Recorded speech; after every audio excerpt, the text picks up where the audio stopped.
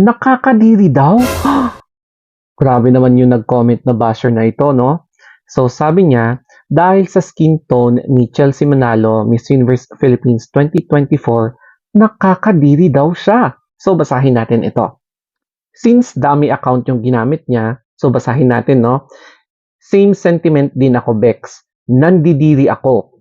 Sana nalo. Hindi na ako umaasa this year sa Miss Universe. Mukhang katulong yung pinanalo nila. Di naman kagandahan magsalita. So, yan yung maaanghang na sinabi ng basher na ito gamit ang kanyang dummy account versus sa bagong panalo na si Miss Universe Philippines from Bulacan na si Chelsea Manalo. At ito, yung comment ng isang kilala na writer or even producer, correct me if I'm wrong, no? So, i-cover natin yung pangalan niya. Diyos ko, nagpuyat ako sa puro commercial na Miss Universe Philippines na yan.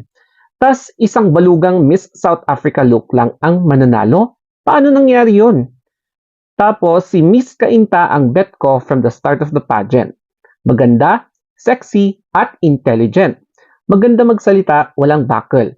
Spontaneous, effortless, natural. Pang Miss Universe talaga. Kung siya sana ang nag-win, malaki ang chance ng Pilipinas na mag-Miss Universe. Mark my word. Ni hindi papasok yang si Miss Bulacan sa top 20 ng Miss Universe. Ang dali naman mag-judge eh. Sinayang na naman nila ang chance na magkaroon ulit sana ng ikalimang Miss Universe ang Pilipinas with Miss Kainta na queenly ang aura at kabuuan niya. Yan. So, new set ang mga judges yan. So, congrats Miss Kainta. You were robbed of the crown. You are the real Miss Universe Philippines 2024. Meron ding iba na ina-accuse na lutong Macau daw kasi kinokonek, gumawa ng conspiracy theory. So, basahin natin ito. Sabi niya, yung dummy account na ito, totoo kaya ito? Model na siya ng Empire. No wonder since 2021, hawak na pala siya ng Empire, kaya pala di na lang nag-pageant. In-appoint na lang siya na tatakbo sa Miss Universe Mexico. Pinahirapan niyo pa mga candidates mag-effort, mga cheater. Ha ha ha. Tinago talaga na model niyo pala yung Empire. Lanado tas yan ng ilaban niyo sa Mexico. Sinungaling lahat ng candidates, sinabi ang details ng buhay nila, siya tinago niya. Model pala siya ng Empire, and I heard one of the judges ay boss ni Manalo sa pageant. Grr, sabi niya. Pero eto na ngayon, si Chelsea Manalo. 'Di ba? Ang galing. So, ito yung makeup styling siguro ng handlers mismo ng Miss Universe Philippines. So, hindi siya ang nag-makeup sa sarili niya or hindi yung Bulacan artist ang gumawa sa makeup na ito. So, ibang artist, no? And iba rin, nag-iba yung aura niya. Very transformational yung kanyang picture dito. So, ibig sabihin, maraming pwedeng gawin sa face niya. It's very versatile, bagay sa kanya sa kahit na anong look. Tapos, kung mapapansin nyo, the shape of her face, ang liit ng shape ng face niya, no? Tapos, medyo mahaba yung leeg niya. Very model talaga. Model na model yung itsura niya. Tapos, samahan mo pa yung kanyang pag-maintain ng slim figure. So, definitely, mahahalata mo talaga na model siya. So, inaalagaan niya itong shape niya dahil sasabak siya sa Miss Universe. And lahat ng mga pinapasuot sa kanya, mapapansin mo na, wow, bagay niya lahat, napaka-finesse, ang linis tignan. Alam mo yung very breathtaking, tapos may cooling effect. Medyo mesmerizing siyang tignan. So, makikita mo yung talagang soft, yung feminine, tapos pwede siyang maging mamahaling tignan, napaka-elegante niya, tapos kahit na simple yung ipasuot mo sa kanya, caring-caring niyang gawin. Tignan natin yung answer niya. And let's talk about bullying because of colorism. So, sinabi niya sa answer niya na since bata pa lang siya, nakaranas talaga siya ng bullying, panlalait, discrimination because of her skin tone, na kumbaga napaniwala na siya ng kanyang mga bullies na hindi siya maganda, yung mga ganyan, dahil sa kanyang skin tone. Pero buti na lang meron siyang loving parents na ipinakita sa kanya, ipinarealize na yun yung kanyang pinaka-asset. Kaya nga, nanalo siya bilang Miss Universe.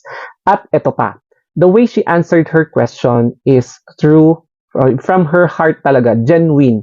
Hindi mo mahalatang rehearsed, hindi siya nagmamarunong, hindi siya nagmamagaling sa sagot niya, as in straight from the heart yung sagot niya.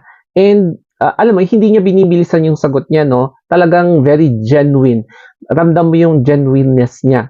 Um, kung i-compare mo sa ibang candidates, oo nga naman, no? Yung ganon na yung salita niya is hindi niya pinipeke yung sagot niya. Talagang yung life story niya talaga na pwede niyang gawin ito bilang isang background and advocacy niya sa Miss Universe. So, ito yung magandang advocacy kasi nga binubuli talaga yung mga medyo dark ang skin color.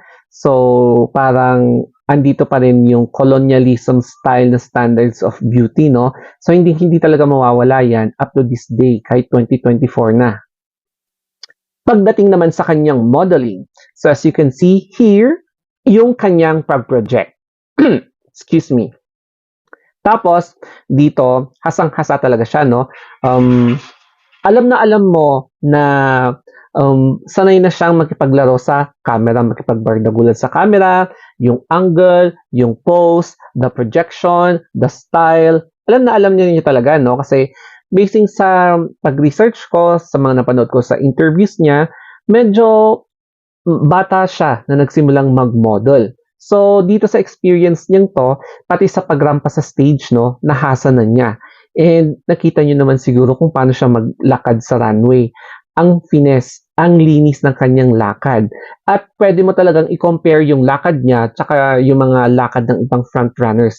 Makikita mo na pulidong-pulido, no? Hindi yung pilit, hindi yung, alam mo yon, yung over-rehearsed.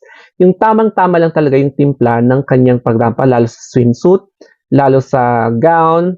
So alam niya kung paano maglaro, laruin yung gown na pinapasuot sa kanya. And syempre naman, meron siyang training, nagkaroon siya ng training, halata naman sa kilos niya sa stage, no? Kaya lang hindi parang katulad sa ibang candidates na babad talaga sa training. Sa kanya, hindi masyado kasi nga medyo limited lang yung resources niya. Tapos, ang lagi lang niyang kasama na chaperon is yung PA niya, which is yung kanyang parents.